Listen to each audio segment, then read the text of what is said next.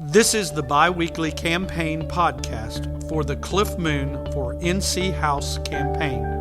I am Cliff Moone. In a political campaign, it is important to ask who a candidate is and what does he or she stand for.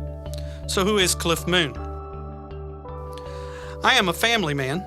I'm married to Gay Sawyer Moone for 40 years this month. I am a father of 3 grown children who have all been educated in the public schools of Catawba County and Hickory. Professionally, I am a retired Christian pastor, serving the church from 1983 to 2005. I'm also and have been an educator, a public school teacher, a school administrator at Hickory Christian Academy for 5 years, also the director of education at Sylvan Learning Center, and presently, and in the past also, a college instructor at Catawba Valley Community College. Politically, I have served as the precinct chair, a 10th District Congressional District parliamentarian, North Carolina Democratic Party Council of Review member, and the chair of the North Carolina Democratic Party Plan of Organization Rewrite Committee from 2010 to the present. Finally, I have been, over the last year, the 10th Congressional District Democratic Party Chair. And what does Cliff Moone stand for? Well, I believe that cutting the budgets of our schools, laying off teachers and teacher assistants, and increasing class size is a prescription for failure. It is not the way to a better future. I believe we must invest in, not cut education if we're going to prepare our children and youth for the emerging 21st century job market. I believe we must emphasize those fields of study today that are most directly related to the skills needed for a competitive future: science, technology, engineering, math, and communication. I believe also that one political party's virtual monopoly on elected positions in our area has not resulted in better government or representation for all.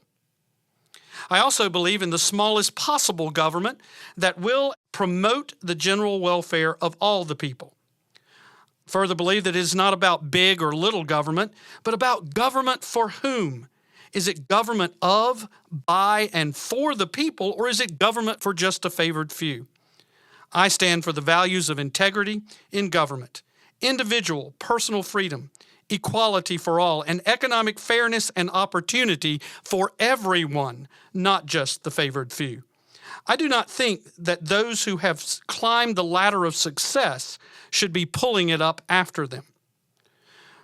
Finally, I believe that the moral test of representative government in a democratic society is how it treats those in the early years of life, the children and the youth, how it treats those in the twilight of their lives, the elderly, and how it treats those who have been marginalized by society, those who by birth or circumstance find themselves existing on what has been called the outskirts of hope or the borders of despair.